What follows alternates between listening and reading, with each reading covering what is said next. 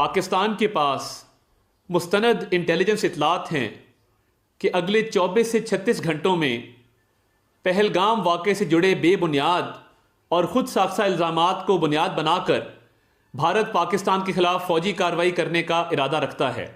मेरी फट गई।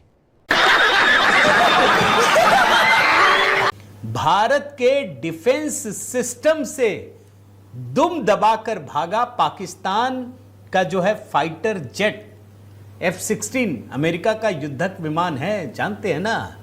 भारत के S-400 जो डिफेंस सिस्टम है, और ये डिफेंस सिस्टम बड़ा खतरनाक है। पाकिस्तान इतना डर गया दोस्तों कि जो उसके पास F-16 फाइटर जेट है जो अमेरिका से लिया हुआ है, उसको उसने 1500 किलोमीटर दूर जाकर छिपा दिया। क्या सोच है रे तेरी, मानना पड़ेगा। पाकिस्तान में एक मिडनाइट आधी रात के 2 बजे एक प्रेस कॉन्फ्रेंस की गई है जिसमें यह कहा गया है कि भारत अगले 24 घंटे के अंदर पाकिस्तान पर हमला करेगा। मजा आया, और मैं ये जो मजा है हिंदुस्तान के हर व्यक्ति को देना चाहता हूं।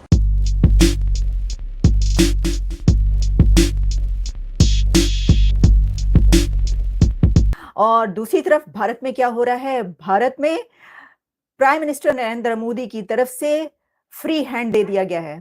फ्री हैंड दे दिया गया है फोर्सेस को कि जो करना है आप करें। इस वक्त की मैं अभी तक की, क्योंकि अब हालात वहां पर हैं कि अब चंद घंटे की बात है। आप कहेंगे ये तो हम काफी दिन से कह रहे हैं, क्योंकि ऐसे ही लग रहा है जब कोई जंग करना चाहता है तो उसके अंदर ये नहीं होता कि वो बता दे पहले से। अभी भारत की तरफ से कुछ बताया नहीं गया, तो क्या पहले हम ये बात कर लें कि पाकिस्तान में एक आधी रात को प्रेस कॉन्फ्रेंस करने की क्या जरूरत पड़ गई? तो देखिए, आप जान लें कि जो इंफॉर्मेशन मिनिस्टर हैं अता तारड़, उन्होंने आधी रात को अचानक टेलीविजन चैनल्स पर आकर एक प्रेस कॉन्फ्रेंस की लाइव, और पूरा पाकिस्तान जाग गया। 2 बजे हड़बड़ा के सब उठ बैठे कि क्या हो रहा है, बल्कि उठ क्या बैठे, सब जाग ही रहे हैं। एक पैनिक क्रिएट हुआ है और सब ये सोच रहे हैं, देख रहे हैं कि कब आवाजें आनी शुरू होंगी, कब बमबारी शुरू होगी, गोलाबारी शुरू होगी। जो इस वक्त हालात हैं हम आपको वो बता रहे हैं, जो सिचुएशन है वो तो यही बता रही है।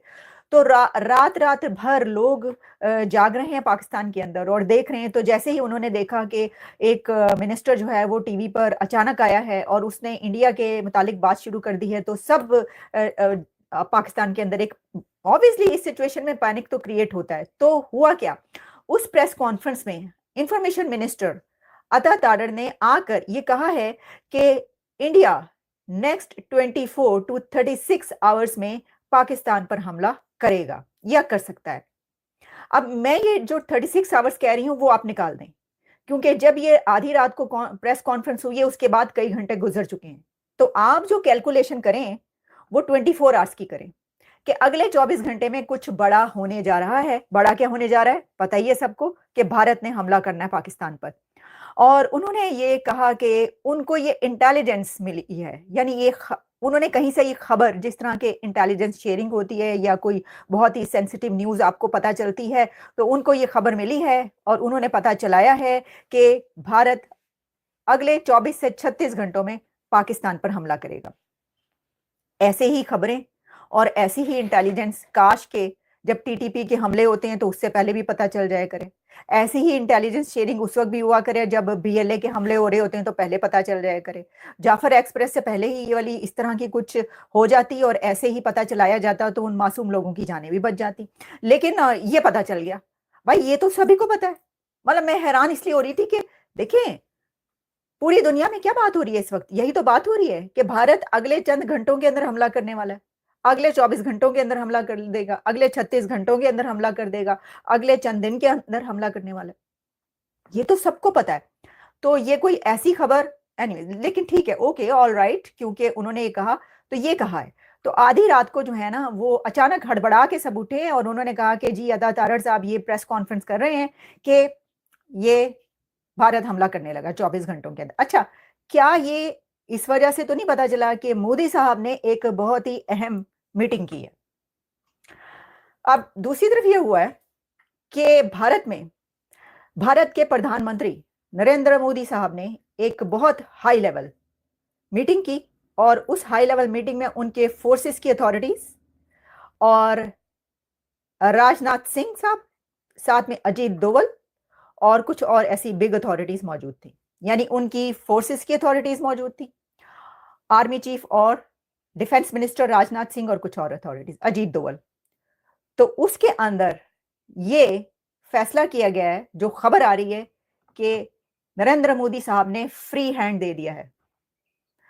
नरेंद्र मोदी साहब की तरफ से ये कह दिया गया है अपनी फोर्सेस को कि now it is up to you, मेरी तरफ से आपको फ्री हैंड है, आपने जैसे भी इस मामले से निपटना है, जैसे भी हमला करना है, उसकी टाइमिंग क्या हो, उसका तरीकाकार क्या हो, आपने किस वक्त करना है, आपने किस वक्त नहीं करना, ये सब आप पे डिपेंड करता है। तो उन्होंने, मोदी साहब ने फ्री हैंड दे दिया है अपनी फोर्सेस को कि let's go ahead, green signal. अब मैं आपको इसकी थोड़ी सी डिटेल्स बता दूं। उन्होंने कहा है कि it's India's national resolve to deal a crushing blow to terrorism, और प्राइम मिनिस्टर नरेंद्र मोदी ने ये कहा कि Indian armed forces have his full confidence and complete operational freedom to decide on the mode, targets and timing. तो मोदी साहब क्या कह रहे हैं अपने फोर्सेस को कि to decide the mode, targets and timing, ये सब अब आपके ऊपर है, आपने करना है। अच्छा, अब ये उन्होंने क्यों कहा? क्योंकि वो प्रधानमंत्री हैं और वो फिर जब ग्रीन सिग्नल दे देंगे तो ये बात याद रखिए कि जब जंग शुरू होती है किसी कंट्री के अंदर, जो कंट्रोल होता है वो आर्मी के पास होता है। I think chief of the army staff जो होता है उसके पास जो है वो कंट्रोल चला जाता है, फिर वो जो फैसले होते हैं वो वहां से हो रहे होते हैं।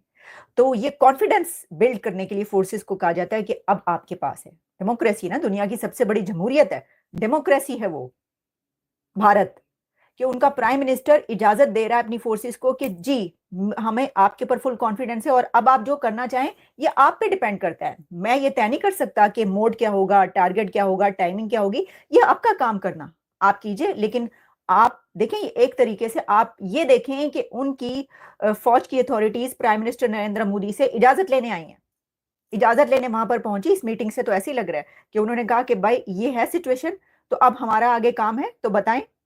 ओके, ऐसा नहीं होता कि दूसरी तरफ हमला हो और प्राइम मिनिस्टर ये कह रहा हो कि मुझसे तो पूछे ही नहीं, मेरे को तो पूछे ही नहीं, तुसी की हो गया मुझे तो पता ही नहीं। प्राइम मिनिस्टर को पता ही नहीं होता कि भाई हमला भी हो गया, चढ़ाइयां भी हो गई और क्या से क्या हो गया और अब जान के लाले पड़े हुए हैं कि अब क्या करें।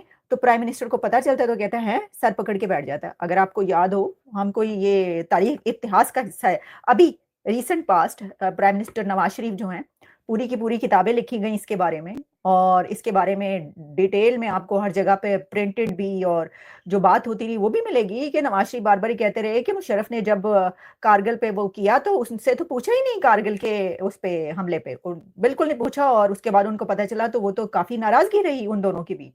ठीक है, तो लेकिन ये देखें, एक दुनिया की सबसे बड़ी जमहूरियत, डेमोक्रेसी, उसमें ऐसा नहीं हो सकता।